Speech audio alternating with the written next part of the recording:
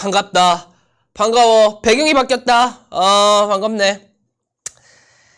목소리를 낮춰서 수업을 진행을 할게요. 그쵸? 뭐, 안간에는 뭐 텐션이 너무 높다. 뭐 이래서, 좀 조용히 개강을 해보도록 합시다.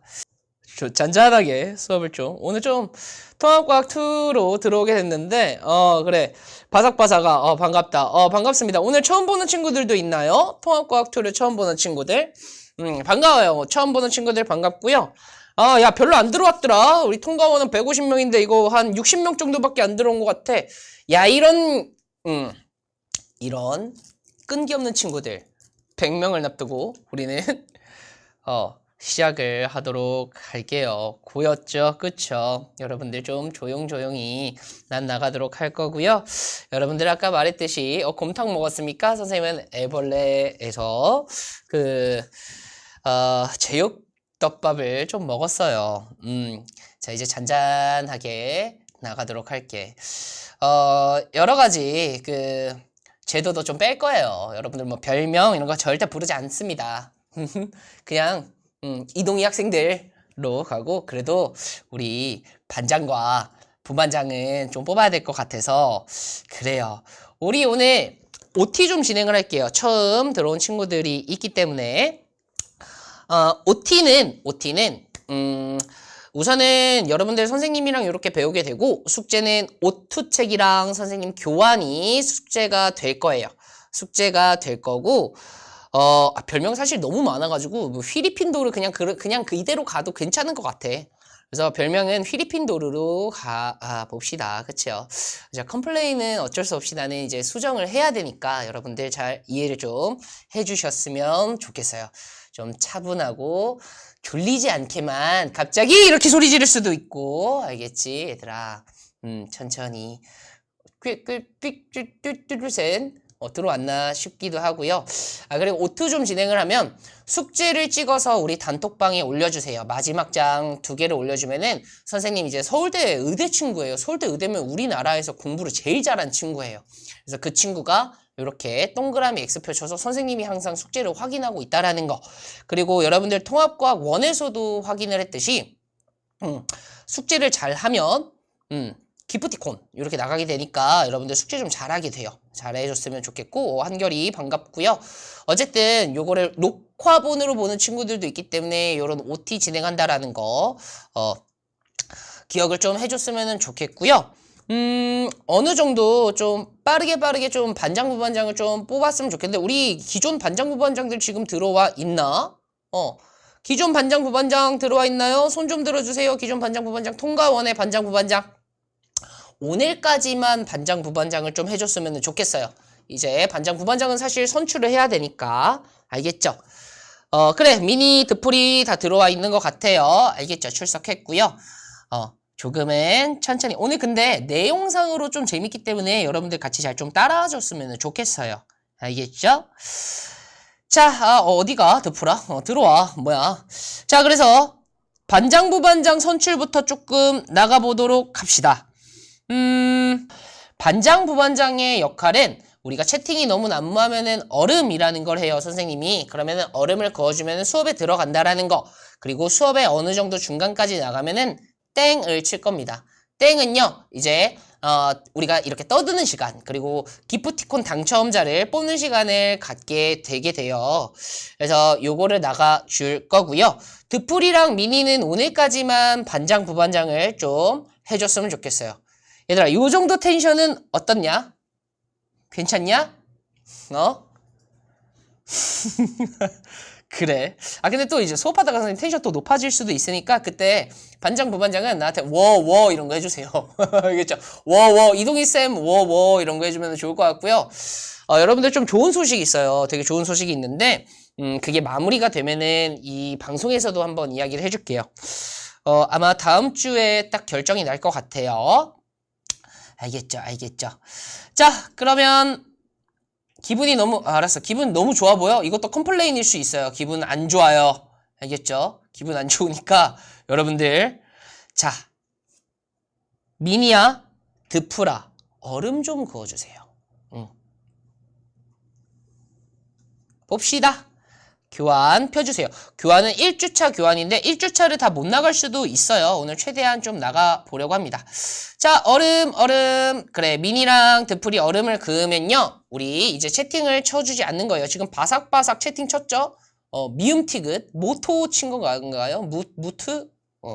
어쨌든 저렇게 치면 선생님들 기프티콘 저거 후보에서 나락을 보낼 수도 있으니까 그렇게 해주면 좋을 것 같아요. 통합과학 2입니다. 통합과학 2는요, 우선은 지구과학 내용부터 시작을 해요. 지구과학이랑 생명 내용부터 시작을 하는데, 다음 주에는 이제 화학으로 넘어가요.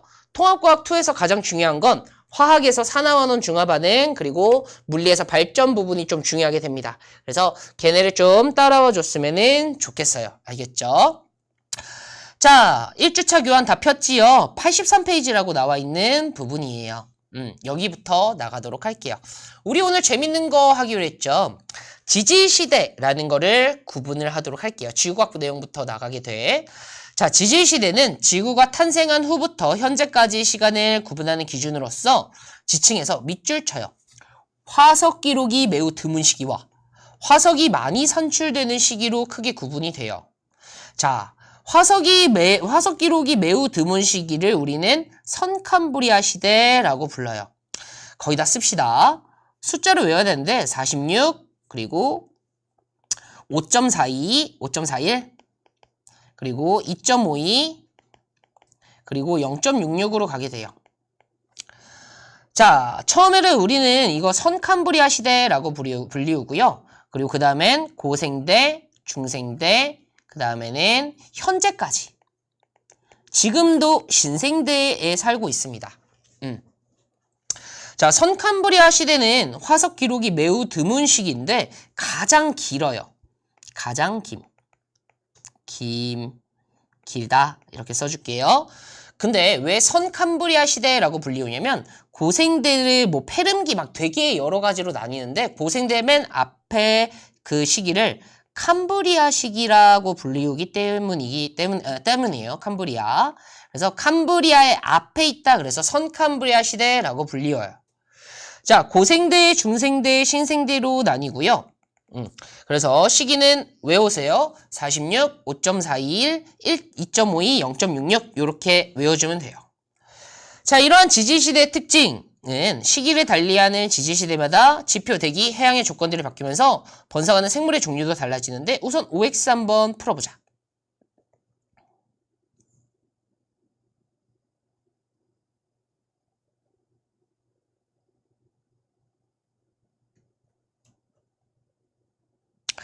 자, 1번 선캄브리아 시대는 지질시대 중 화석이 가장 많이 산출되는 시기.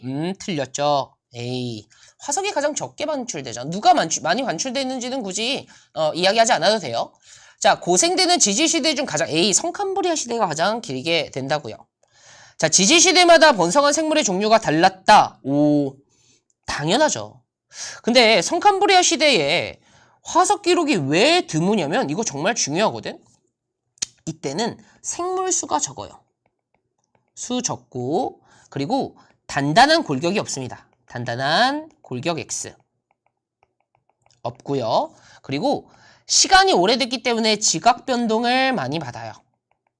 이렇기 때문에 오래됐으니까 많이 깎이고 막 이럴 거 아니야. 그렇기 때문에 화석 기록이 매우 드물다라고 생각을 해주면 돼. 선캄브리아 시대에 화석이 많이 발견되지 않는. 그러면 우리 반대로 화석이 많이 발견되기 위해서는 생물 수가 많아야 되고 골격이 단단한 애가 있어야 되고요. 지각 변동을 많이 안 받으면 되겠네. 이거 딱 반대가 화석이 많이 발견될 수 있는 조건이고요. 하나 더.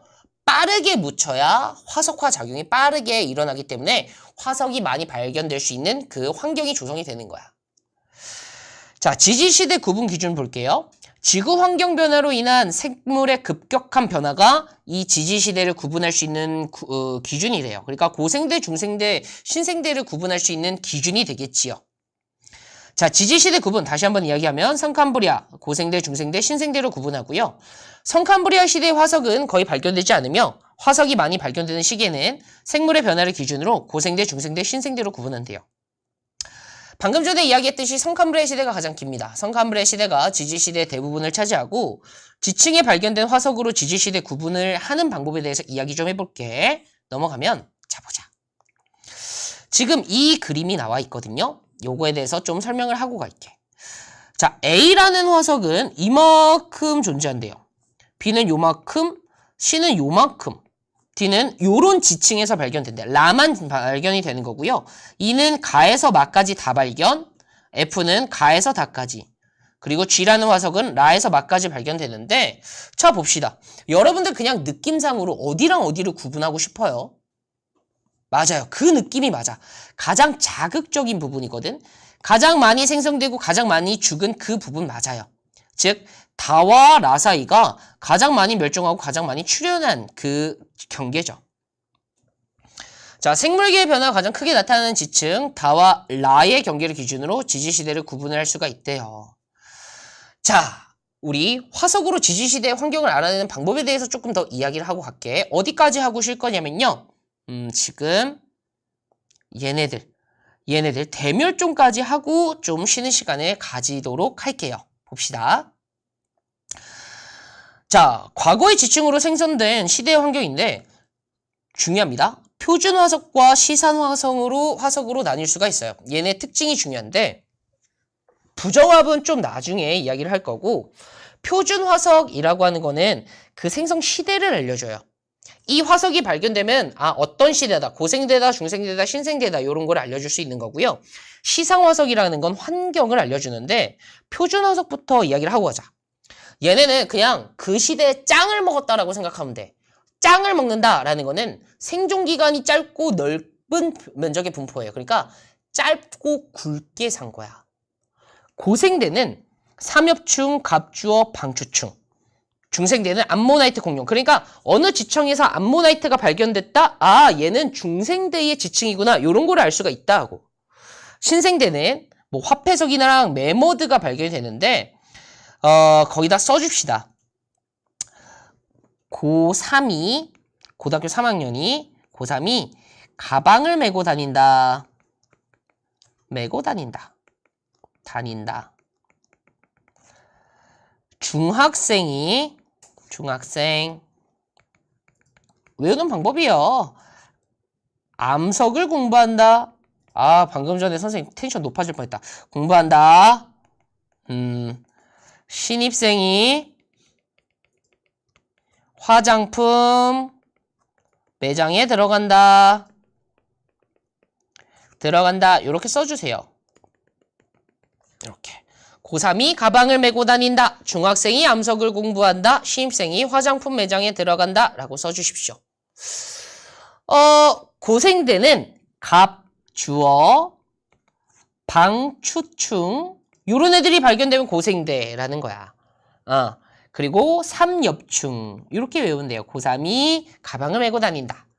중학생이 암석을 공부한다. 암모나이트 공부한다. 공룡 요런 애들 발견되면 중생대. 신입생은 화폐석 그리고 메머드 요런 애들이 발견되면은 신생대다 라고 생각을 해주면 돼. 외우는 방법이야. 우리 중학교 때 배운 애들 그거 기억나지? 활 잘 쏘는 석방향 요런 느낌으로 외우면 되는 거예요. 자, 얘가 표준화석이고 시상화석 볼게요. 시상화석은 오케이. 얘는 길고 짧게 산 거야. 즉 환경을 알려주기 위해서는 지금까지 살아야 돼요. 그래서 지금 어느 지층을 봤는데 무슨 고사리가 발견됐다? 거기는 옛날의 환경이 고사리가 사는 그 따뜻하고 습한 육지였구나. 이런 환경을 알려주는 게 시상화석이라는 거지. 얘는 생존기간이 길고 좁은 면적에 분포해야 돼요. 즉 고사리는 외워주십다. 따습육이라고 외워주세요. 따습육, 따뜻하고 습한 육지. 산호는 따얏바라고 외워주세요. 따얏바. 따뜻하고 얕은 바다. 조개는 얕은 바다나 갯벌. 참나무는 온대 또는 열대 지역에서 발견된대. 어쨌든 얘네가 발견되면 그때 환경을 알 수가 있고요. 얘네들이 발견되면 그때의 시대를 알 수가 있대요. 근데 시험 문제에 잘 나오는 건 어떤 게 잘 나오냐면 요런 그래프가 잘 나와요. 봐봐. 시험회 때도 배웠는데 싹 긋고 싹 긋고 싹. 자, 세로 축은 생존기간 생존 기간. 가로축은 면적이에요. 자, 여기를 A, 얘를 B라고 해볼게. 자, A는 무슨 화석일까? 라고 하면은 생존 기간이 길고 면적이 좁으니까 얘는 뭐다? 시상화석. 가늘고 길게 산 애들이지. B는 뭐예요? 얘는 표준 화석이에요. 그래서 얘네 특징을 물어보는 그 문제가 나올 거니까 여러분들은 O2 풀 때 잘 쓰면 좋을 것 같아. 여기까지 괜찮죠? 어쨌든 이런 화석을 발견하는 이유는 왜 그러냐면 과거의 수륙 분포 변화도 알 수 있고 바다의 무슨 육지와 바다인지도 알 수가 있고 뭐 어디 뭐 공룡이 발견되면은 뭐 그거 육지였다라는 거 이런 것도 알 수 있고 그리고 지층이 융기했는지도 알 수 있대. 융기는 올라오는 걸 이야기하는데 바다에 살았던 생물의 화석이 육지에서 발견되면 화석이 발견된 지층은 바다 밑에서 만들어진 이후 수면 위로 융기했다는 걸 알 수가 있대요. 그러니까 여러분들 갑자기 뭐 어디 이렇게 공원을 갔는데 거기 조개 껍데기가 나왔대. 그러면 그 조개 껍데기가 나온 이유는 옛날에 거기가 바다였고 얘네가 융기해서 육지가 됐다라는 걸 알 수가 있어요. 옆집 아저씨가 조개 껍데기 먹고 거기다 버린 거 아니고요. 이런 거 하면 또 안 되겠죠? 어쨌든 이렇게 융기했다라는 걸 알 수 있고요. 자, 지층에서 발견된 화석으로 지층에 퇴적될 당시의 환경 알아내기면서 뒤로 넘어가 볼게. 뭐 D는 산호가 발견되고 삼엽충, 여기는 고사리, 공룡이 발견되는데 공룡이 발견된 지층은 육지였다라는 걸 알 수 있고 고사리도 육지, 삼엽충은 바다였다는 걸 알 수 있고 산호도 바다였다는 걸 알 수가 있대. 즉 환경 변화를 알 수가 있는데 이 지역은 지층 C와 D가 생성될 때 바다였다가 융기하여 지층 B가 생성될 때 얘네가 바다였고 육지가 된 이유는 융기했구나 라는 걸 알 수가 있게 되는 거예요. 괜찮죠? 지층 A도 육지 환경에서 생성되었다는 걸 알 수가 있게 되는 거죠. 여기까지 괜찮죠? 좋습니다. 넘어갈게요. 아까 우리 그 시대들 배웠잖아. 그 시대에 대해 특징들 좀 보고 갈게. 이거 얘들아 사실은 고등학교 1학년이 되게 되면은 얘네를 다 외워서 문제를 풀어야 돼. 근데 우리 숙제할 때는 앞에 보면서 풀자. 괜찮아. 지금 우리 선행하는 거니까 앞에 보면서 왔다 갔다 하면서 좀 풀어주면 좋을 것 같아. 봅시다. 자, 지지시대 환경변화, 생물변화, 성캄브리아 시대 볼 거고요. 고생대 볼 거고요. 그 다음에 넘어가서 중생대 볼 거고요. 신생대 볼 거예요. 그리고 마지막 대멸종까지 보게 될 겁니다. 성캄브리아 시대 볼게. 성캄브리아 시대는 지구상에 생물이 등장하지 않았거나 매우 적어서 화석이 거의 상출되지 않았는데 성캄브리아 시대의 환경, 생물의 개체수가 아까 많지 않았다고 이야기했죠. 그리고 대기 중에 산소량도 부족해서 그리고 내리쬐는 햇빛 때문에 생물의 활동이 무치 아닌 물속으로 제한된 거야. 그러니까 성캄브리아 시대는 오존층이 없기 때문에 햇빛을 가드해줄 수 있는 애가 없어요. 그러니까 이 햇빛을 그대로 쬐니까 생물들이 거기서 살기 싫은 거야. 그러니까 물속으로 들어가서 살고 있었던 거예요. 번성한 생물은 당시 생물들의 형태는 현재와 큰 차이를 나타내기 때문에 대부분 껍질이나 뼈가 없다 그랬어. 성캄브리아 시대 애들. 그래서 퇴적물 속에 묻히더라도 화석이 보존되기 어려웠어요. 가장 대표적인 건 스트로마톨라이트죠. 마톨라이트. 자, 환경 볼게. 기후. 전반적으로 온난화였대요. 말기에는 빙하기가 있었을 것으로 추정이 되죠. 수륙분포는 지각변동을 많이 받았고 발견되는 화석이 매우 적어 정확하게 알기가 어려웠어요. 생물은요. 화석이 드물게 발견되는 시대래요. 바다에서 최초의 생명체가 출현하였고요. 이거 정말 중요해요. 최초의 생명체가 성캄브리아 시대 때 출현하였구나. 생물의 유해한 자외선이 바닷속에는 닿지 않았고요. 광합성을 하는 남세균이라는 애가 출현을 했대. 광합성을 한다라는 건 얘들아 O2를 산소를 내보낸다라는 거지. 그래서 바다의 산소량이 증가하고요. 단세포 생물과 원시해조류가 출현했고 후기에 최초의 다세포 생물 출현. 외우기가 되게 까다롭단 말이야. 그러니까 숙제할 때 얘네를 보고 풀어도 괜찮다고. 지금은 선행이니까. 그래서 감각을 익히자고. 아까 말했듯이 스트로마톨라이트라는 게 형성이 되는데 역시나 무슨 에디아카라 동물군이 형성이 되기도 해요. 스트로마톨라이트 같은 경우에는 얘는 남세균 사체예요. 사체. 그리고 선생님이 요거 정리해가지고 표를 만들어가지고 여러분들 단톡방에 올려줄 거예요. 그 표는 꼭 저장을 해두세요. 나중에 고등학교 1학년 때 써먹었으면 좋겠습니다. 알겠죠? 어쨌든 스트로마톨라이트를 형성한다라는 거죠. 이게 성캄브리아 시대의 특징이에요. 고생대로 넘어갈게요. 46억 그리고 얘는 5.41로부터 시작을 하죠. 5.41. 자, 고생대는 성캄브리아 시대에 비해서 생물의 수가 폭발적으로 증가하는 시대인데요. 고생대 환경, 얘는 아까 우리 남세균이 있었고요. 남세균이 계속 O2를 바깥으로 빼낸다 그랬어. 이때는 산소 O2의 농도가 높아지고 드디어 오존층이 만들어지게 됩니다. 오존층은요, 고생대 전기의 생성이 되죠. 전기 앞에 생성이 된다라는 거야. 그래서 지표면에 도달하는 자외선의 양이 줄어들었고요. 껍질을 가진 생물의 일부가 육지로 생활 범위를 넓혔대요. 번성한 생물은 아까 얘기했어요. 고3이 가방을 메고 다닌다. 그 중에서도 삼엽충, 어류, 양서류와 곤충, 양치식물이 번성하였대, 얘들아. 외워야 되는 거야. 나중에. 환경은 기후, 대체로 온난화였고 말기에 빙하기가 있었대요. 말기에 뭔가 다 죽겠지, 빙하기가 있으니까. 수륙 분포는 말기에 밑줄 쳐주세요. 말기에 모든 대륙이 모여 초대륙인 판게아를 형성하였대. 중기에는 요렇게 있었는데 말기에는 요렇게 모여들었나 봐. 말기예요, 말기. 말기에 판게아가 형성된 거야. 생물은 초기에는 생물의 수가 급격히 증가해. 왜? 오존층이 생겨났으니까. 오존층은 고생대 전기에 생겨나니까 얘 때문에 가드가 생겨서 이제 육지로 나올 수 있게 된 거야. 그래서 생물의 수가 급격히 증가했고요. 방금 전에 말했듯이 육상 생물이 출현하였대요. 대기 중에 산소 농도 증가로 오존층이 두꺼워지면서 지표에 도달하는 자외선을 차단했기 때문에. 말기에는 생물의 대멸종이 있는데 말기에 뭐가 있었다고? 빙하기가 있었다고. 근데 어라? 판게아가 형성이 돼서 대멸종이 있다고? 얘 좀 보고 넘어갈게. 나 봐봐 얘들아. 화면을 좀 보면은 판이 이렇게 생겼다고 이렇게. 그럼 요 손가락 사이에 살고 있는 그 생물들이 있거든요. 요 손가락 사이에 있는 생물들이 판게아가 형성되면 빡 하고 다 죽어요. 알겠죠? 이래서 대멸종이 생긴다라는 거야. 무슨 바다에는 무척추동물 뭐 요런 애들 삼엽충, 반추충, 왕종류가 생겨나고요. 어류 등이 번성을 한대요.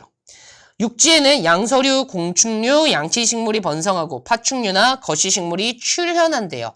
얘들아 하나의 팁을 알려주면은 출현하면 그 다음 시대 때 번성을 해요. 웬만하면은. 알겠죠? 웬만하면이에요. 뭐 이때는 양치식물이 대량으로 묻혀 석탄층이 형성이 된다고 합니다. 자, 이제 중생대로 넘어갈게요. 중생대는 고생대 말의 생멸 대멸종 이후 새로운 생물이 출현을 하는데 중생대의 환경은요. 판게아가 이제 다시 분리되기 시작해요. 점점점. 이런 식으로 살짝 분리된 걸 볼 수가 있네. 대륙과 해양의 분포가 복잡해지고 활발한 화산활동 등으로 대기 중 온실기체 양이 증가한대요. 그래서 기후가 따뜻해졌대. 기후가 따뜻해졌다라는 거는 뭐의 특징이냐면 우리 기후가 따뜻해지면 생물의 크기가 커지거든. 호주 봐봐. 호주 이구아나 개 커요. 아유 이러면 또 안 되죠. 호주 이구아나는 큽니다. 그렇죠. 그래서 공룡도 큽니다. 그래서 중생대는 기후가 따뜻하기 때문에 공룡이 크다라고 생각을 해주면 돼. 자, 번성한 생물은 암모나이트, 공룡 이런 애들이고요. 거시식물이 번성하였는데 거시식물 언제 출현했지? 고생대 때 출현했다라는 거죠.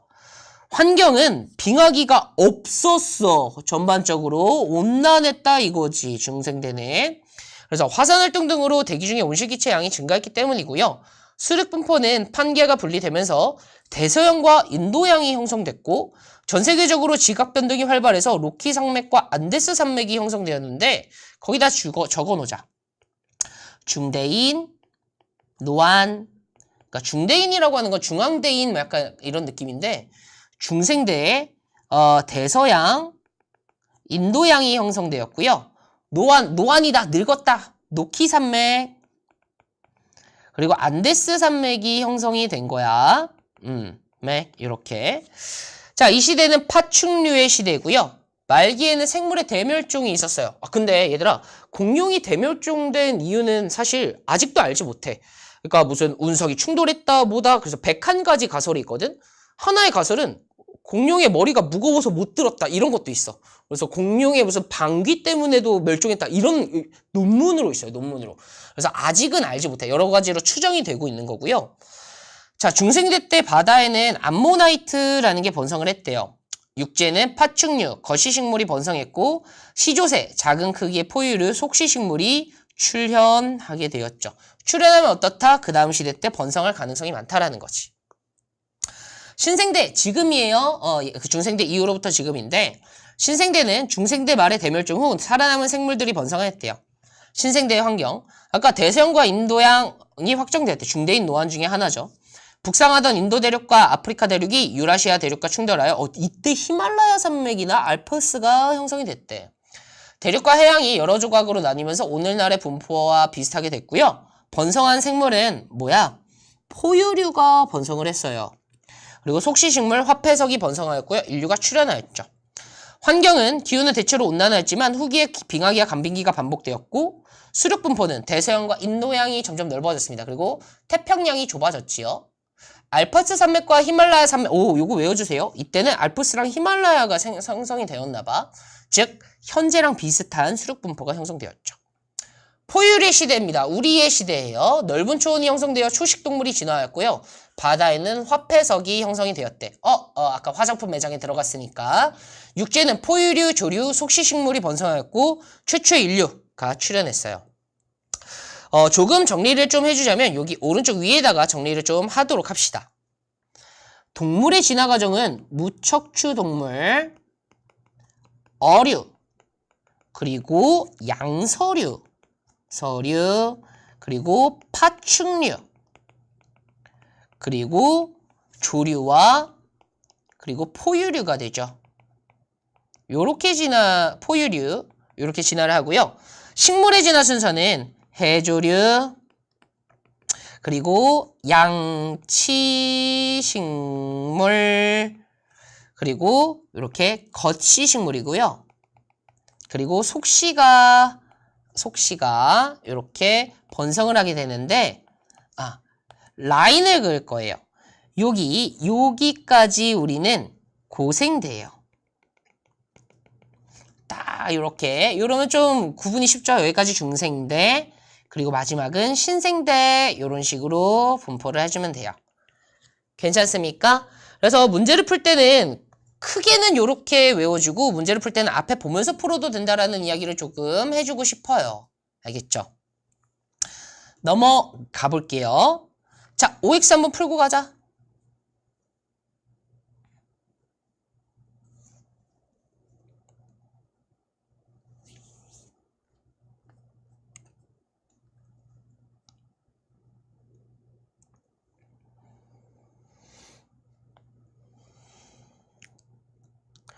자, 1번 삼엽충은 고생대에서 바다에서 번성한 생물 맞고요.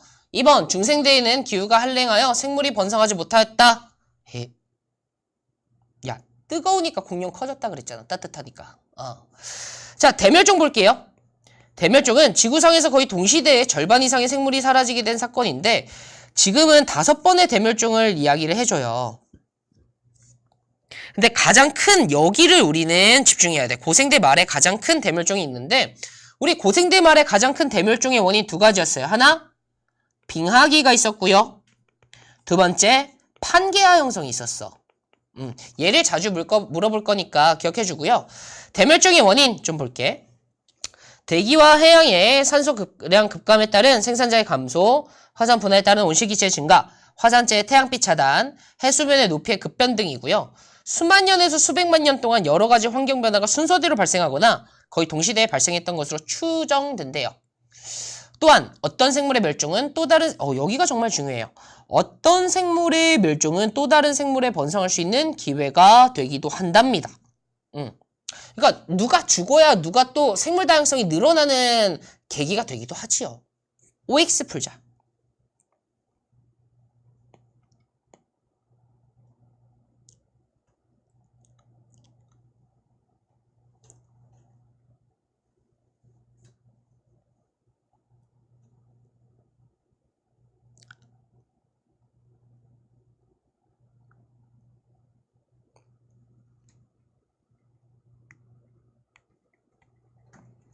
자, 1번 대부분의 대멸종은 순식간에 일어나는 현상이다.